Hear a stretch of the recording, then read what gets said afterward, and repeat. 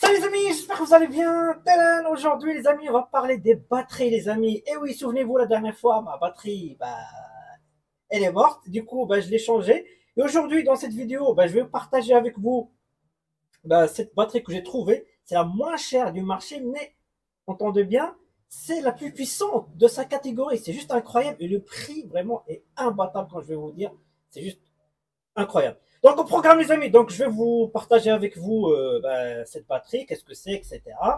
Je vais vous expliquer ce qu'on trouve toujours dans les batteries ampère-heure, ampères, etc. Quelques astuces, qu'est-ce qu'il faut faire lorsqu'on achète une batterie, les premières choses à faire, etc. J'ai sorti mon multimètre pour vous montrer comment on fait pour voir s'il y a une fuite de courant. Et puis voilà. Allez, c'est reparti. Donc les amis, me voilà, donc j'ai rapproché un peu la batterie que j'ai achetée. Alors que c'est la marque Steco Premier. Alors, je tiens juste à préciser, je ne suis pas sponsorisé. Donc, voilà. Ça, c'est quelque chose, à chaque fois que j'achète quelque chose et que ça mérite d'être vu et de partager ça avec vous, je le diffuse, j'attends pas de sponsor, etc. Voilà. Ça, c'est quelque chose qui m'a vraiment plu, surtout le tarif, le prix de cette batterie. Vous allez voir, c'est incroyable. Donc, c'est la marque Steco Premier. Et regardez bien, ça, c'est quelque chose qui m'a beaucoup plu aussi, c'est une marque française. Voilà, c'est une marque française. Je trouve ça bien. Pour une fois, on n'a pas des batteries chinoises.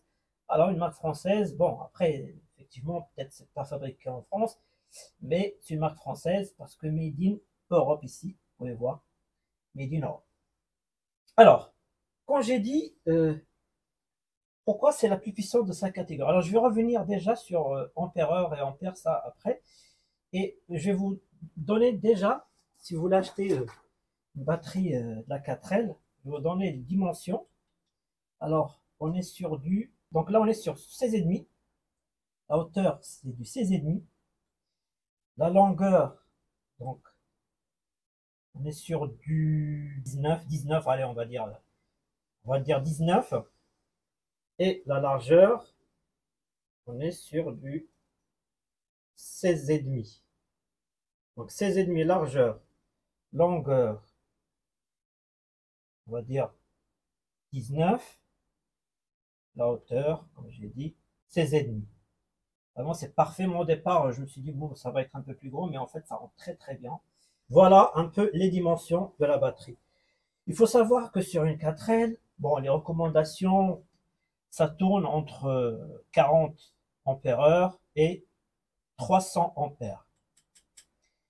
Et là, on est sur du 510 ampères et on est à 55 ampères heure. Donc là, je vais vous demander quelques attentions pour vous expliquer qu'est-ce que ça veut dire ça. Alors ça, ampère heure, c'est très très simple. Faut vraiment, je vais vous donner deux exemples. Ils sont vraiment très simples pour que vous puissiez comprendre. Ça, c'est ampère heure, c'est-à-dire combien cette batterie donne d'ampères par heure. Je prends un exemple très simple. Attendez, j'ai ramené un truc. J'ai ramené un chargeur, voilà, allume-cigare.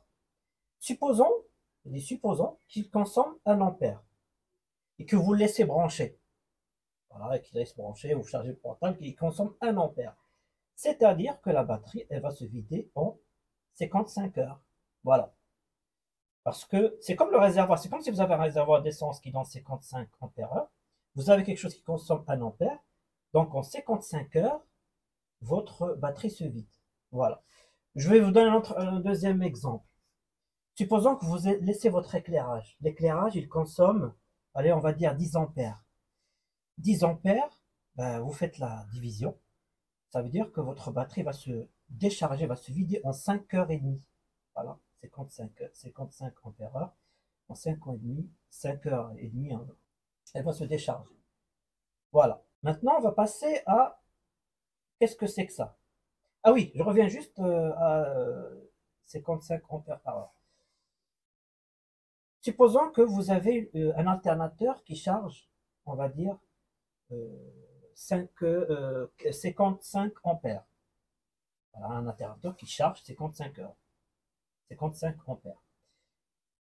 Et bien, la batterie, elle va se charger complètement en 1 heure, parce que voilà, Par contre, si vous avez un chargeur qui fait, je ne sais pas, moi je prends un exemple 100 ampères, même si on n'est pas très loin de ce que donne la 4L, même si il donne 100 ampères, la batterie, elle n'est pas capacitaire d'absorber 100 ampères. C'est-à-dire qu'elle restera toujours sur 55 ampères par heure. Même si vous avez un alternateur de 200 ampères, elle va se charger en 1 heure. Voilà. Je vous donne ces deux exemples, comme ça vous comprenez. Maintenant, qu'est-ce que c'est que ça? C'est 510 ampères. Ça, c'est la puissance de démarrage. Vous savez, à l'époque, on avait les manivelles. On démarrait la manivelle. Aujourd'hui, c'est terminé. Aujourd'hui, ben, on démarre avec la batterie et vous avez un démarreur. Et bien ça, en fait, c'est la puissance. Plus ce chiffre est grand, plus vous avez un gros bras, en fait. Vous démarrez rapidement. Enfin, vraiment, je veux vous donner des exemples très simples pour que juste vous compreniez, en fait, le simple principe et qu'est-ce que c'est que ça pour pas rentrer dans les dettes. Parce que lorsque, en temps, on cherche sur Internet, on regarde qu'est-ce que c'est 55 ampères par heure, voilà, ils disent ouais, c'est ce que la batterie donne, mais avec des exemples concrets que je vous ai donnés, vous avez maintenant compris qu'est-ce que c'est. Ça consomme 1 ampère, elle va se vider en 55 heures. Bon, elle se charge avec un alternateur qui va donner, on va dire, si vous avez un alternateur de 55 ampères, elle va se charger en 1 heure. Voilà. C'est vraiment des exemples très basiques. Et là, l'ampère, la puissance de charge. Voilà, plus c'est moins, plus vous avez un petit bras. Là, on est sur ces 510, on est sur quelque chose de très puissant. Et on est sur, alors que la 4M, normalement, on est sur 300 ampères. Bon, ça fait le travail 300. Mais là, on est quand même sur quelque chose de très puissant. Par exemple, ici, j'ai la batterie de ma Fiat. Et remarquez, je suis à 63 ampères par heure. C'est quand même plus puissant que la rouge. Mais en démarrage, je suis à 450. Donc moins que la rouge. C'est ça le point fort de la rouge, c'est le démarrage. C'est ça qui est intéressant. Mais si vous regardez sur Internet, cette batterie est imbattable au niveau du prix. Vous savez combien je l'ai payé? 39 euros. 39 euros.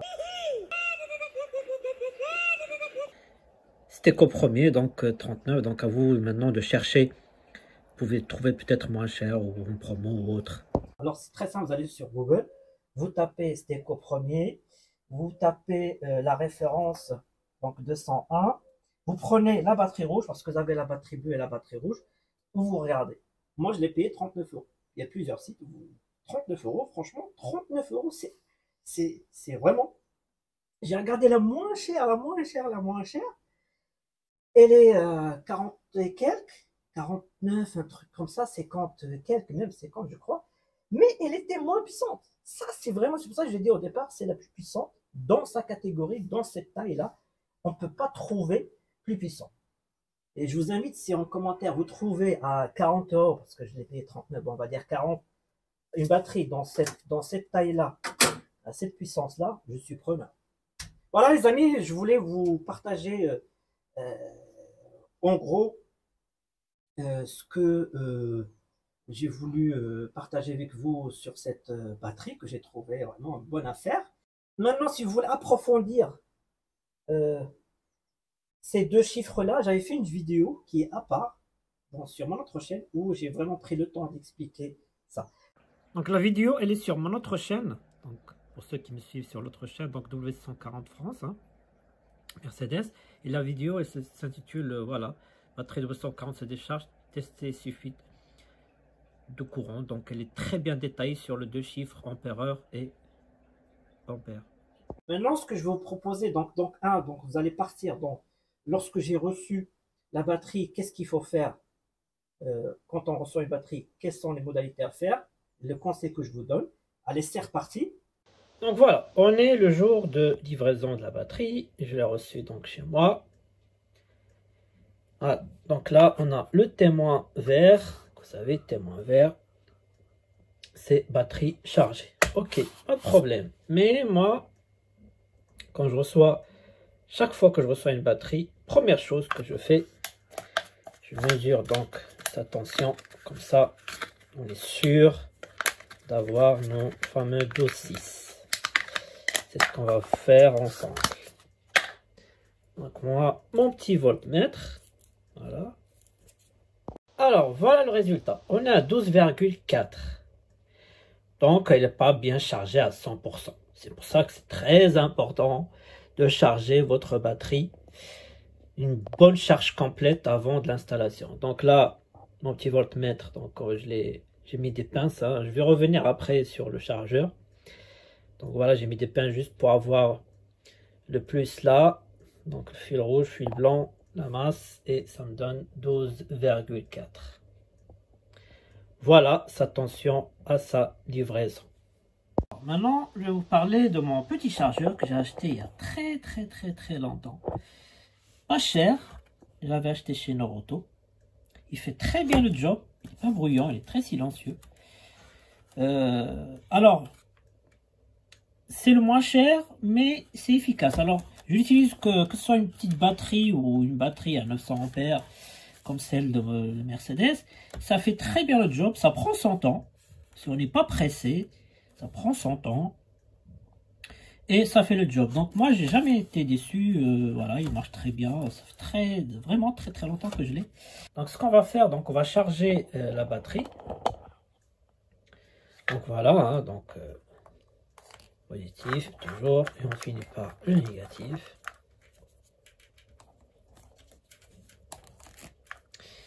Et là, bah, ça va prendre son temps jusqu'à ce qu'avoir une bonne luminosité, donc que cette ampoule là soit bien éclairée, pour dire que c'est chargé. Voilà, donc on va la laisser. Je vais vous dire combien de temps ça a pris. Mais bon, vu qu'elle a 12,4, ça va pas tarder.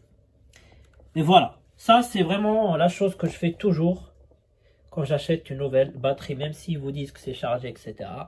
Ben, vous avez vérifié, vous avez vu que c'était pas le cas. Donc moi je vais faire une bonne recharge complète avant installation. Voilà. Bon les amis, on a un début de soirée. On va faire le bilan, donc voilà, donc là elle est chargée, charge complète, voilà, charge complète. Donc le débit, donc on est à 14,3, c'est quand même pas mal, hein, souvenez-vous, mon alternateur tourne à 14,6, donc là on est à 14,3, donc c'est pas mal, hein, donc ce petit chargeur franchement il est vraiment pas mal. Alors, j'ai mis à peu près, allez, on va dire 6 heures. 6 heures.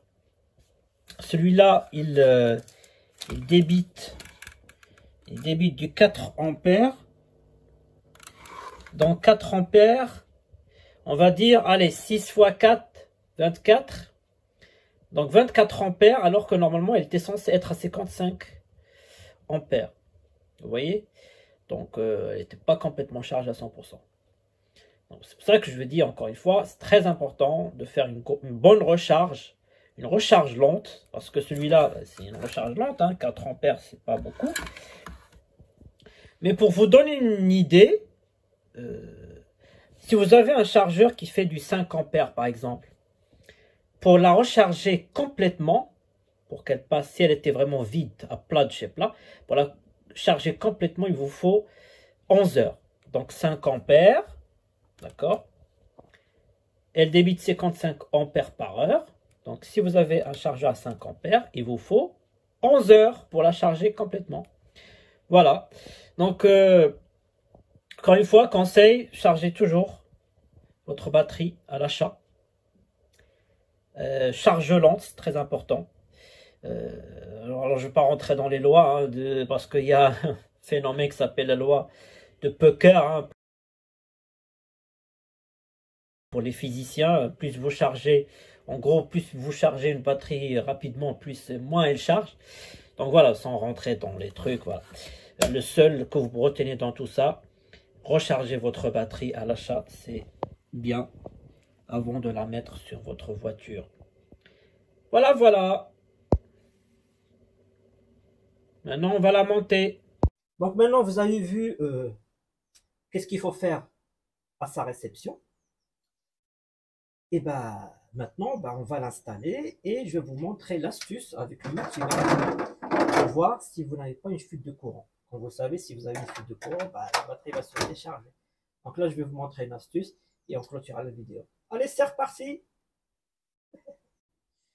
Donc pour aller plus vite, j'ai enlevé l'ancienne batterie. J'ai nettoyé un petit peu. Bon, pour l'enlever, hein, chacun son installation. Moi, j'ai celle qui est toujours d'origine. Voilà, vos clés de 13, hein, franchement, c'est très simple pour enlever une batterie. Bien nettoyer le bas de la batterie, bien. Et ensuite, on va l'installer la nouvelle. Donc voilà, la batterie est installée, elle est bien fixée, elle ne bouge pas. Voilà, c'est bien. Donc maintenant, on va installer, on commence toujours par la borne positive. Voilà, et on serre là. Donc là, le positif, il est serré. Maintenant, on s'arrête là, parce qu'on va faire le test de fuite de courant. Donc pour ce faire, on a besoin d'un multimètre. Donc ça se trouve, hein, 5 € sur Internet. Ou pour ceux qui, qui ont fait des études un peu d'électricité, on a tous eu droit à un comme ça. C'est moins cher et il fait largement le travail. Donc voilà, on va faire maintenant le test de fuite de courant. Donc ce qu'il faut faire, donc déjà, on fait, donc là, on va dire la masse, c'est toujours donc en noir. Donc là, c'est très simple. Maintenant, on va switcher sur rouge là. Donc on le met toujours sur entre-courant ici, c'est toujours en face des 10 ampères là. Donc la plupart ça s'appelle ADC, voilà. Mais pas sur voltmètre. Là, si vous avez un V, ne mettez pas sur un V, c'est très important. Parce que sinon vous allez griller votre multimètre. Donc là on le met ici, là. Hop. Et on fait le test. Donc on s'en fout, hein, si on met le plus, enfin le noir là ou le noir là, c'est à peu près pareil. Le but, c'est de voir le courant qui va passer entre là, passer par le multimètre, et il va nous donner une valeur. Donc là, je vais me mettre en position 10 ampères. Voilà, 10 ampères. Et je prends l'autre. Donc là, je l'ai mis sur la masse et je vais me piquer là. Là, j'ai 0. C'est normal, en fait, que j'ai 0 parce que j'ai pas de fuite de courant et surtout, j'ai un coupe-circuit. Une fois que je coupe le circuit, et j'ai plus de valeur. Maintenant, je vais allumer, on va dire, les phares et vous allez voir que ça va bouger. Alors, je pense que je vais pas allumer les phares parce que j'ai des LED, j'ai plein de trucs. J'ai peur que ça dépasse les 10 ampères et du coup, griller mon multimètre. Donc là, je vais juste allumer la radio. Voilà. Alors, donc là, j'ai même pas allumé la radio. J'ai juste la petite montre là. Vous savez, dans l'autoradio, on a toujours une petite montre qui donne l'heure. Là, on est à 0,05 ampères. C'est-à-dire quoi? Souvenez-vous ce que j'avais dit, cette batterie, elle donne 55 ampères heure. Si on fait la division, si je laisse par exemple, comme ça, voilà, et je pars chez moi, ça veut dire que la batterie peut se décharger, j'ai fait le calcul très rapidement, en 1100 heures. 1100 heures, c'est qui est l'équivalent, on va dire, à 46 jours. C'est-à-dire que là, si je pars comme ça et je pars pendant 46 jours, je reviens, la batterie va se décharger. Voilà un exemple très très simple de vous montrer en fait le fuite de courant. C'est très important de savoir si vous avez une fuite de courant. Donc là, si je vais couper mon coupe-circuit, je retombe à 0. Donc là, je coupe le coupe-circuit. Donc là, hop.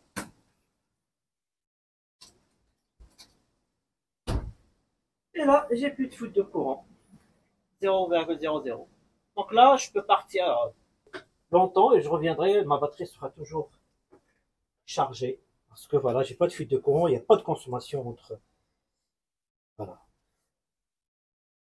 De l'importance de vraiment vérifier votre fuite de courant. Et si vous avez une fuite de courant, je vous invite à regarder vraiment l'autre vidéo parce que je rentre vraiment en détail. Mais si vous avez une fuite de courant, il faut enlever fusible par fusible Et vous regardez toujours, fusible, vous enlevez le fusible, vous regardez, vous revenez, est-ce que ça change, est-ce que ça baisse ou pas, jusqu'à ce que je trouve le coupable de votre fuite de courant. Voilà. Maintenant, j'enlève tout ça et je vais remettre la masse à la batterie. Voilà, masse resserrée. Donc maintenant, bah, vous pouvez faire votre petite balade, ou faire un test de démarrage, histoire de voir que tout se passe bien. Un petit exemple très simple, regardez, là je suis dans la coccinelle, donc là j'ai désactivé la montre. Donc là c'est pareil. Donc là voilà pareil. Donc j'ai enlevé le fusible de la montre, ben, j'ai aucune fuite. Donc voilà, zéro. Merci pour le test, super compliqué. Bon, dernier test avec la petite princesse. Alors dis-moi petite princesse, tu as une fuite de courant ou pas? Bon, on va tester. C'est exactement pareil. Hein. Donc là, voilà. Là, pareil. Donc le courant il passe entre négatif et l'entrée du courant du multimètre. On est à 0,0 parce que j'ai pas de montre, j'ai rien. Voilà. Donc j'ai pas de fuite de courant. Maintenant, comme j'ai dit, si vous voulez vraiment avoir plus d'informations, plus de détails sur les fuites de courant, je vous invite à regarder l'autre vidéo, parce que dans l'autre vidéo, j'avais une fuite de courant et j'ai su où était le problème. Donc voilà.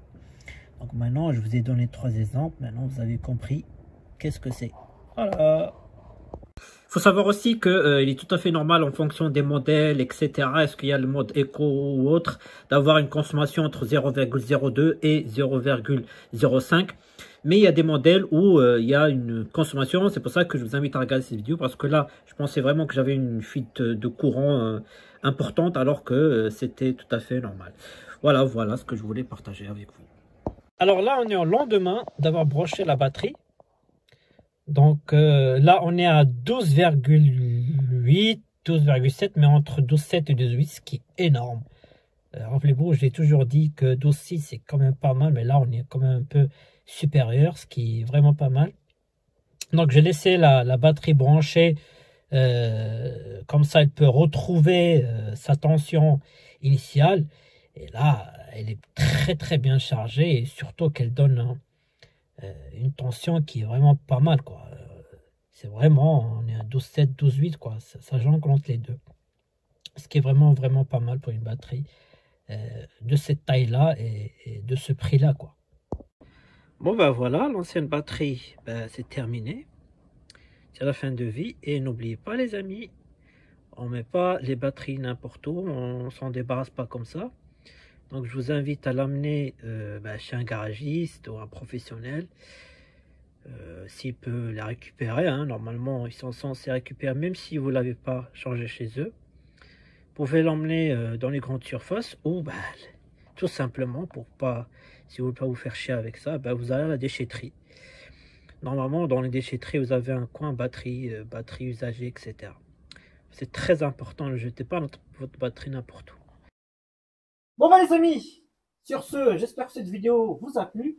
N'hésitez pas si vous avez des questions, des commentaires. J'espère que cette bonne affaire que j'ai partagée vous a plu aussi. Et puis je vous dis à très bientôt pour de nouvelles vidéos, de nouvelles aventures. Allez, salut.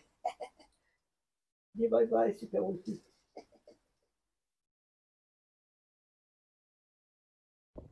Bon adieu ma petite batterie. Merci pour toutes ces années. On a passé quand même de bons moments. Et puis il y a toujours une fin à tout. On a passé vraiment des belles aventures comme le 4 Trophy, etc. Mais bon, repose en paix.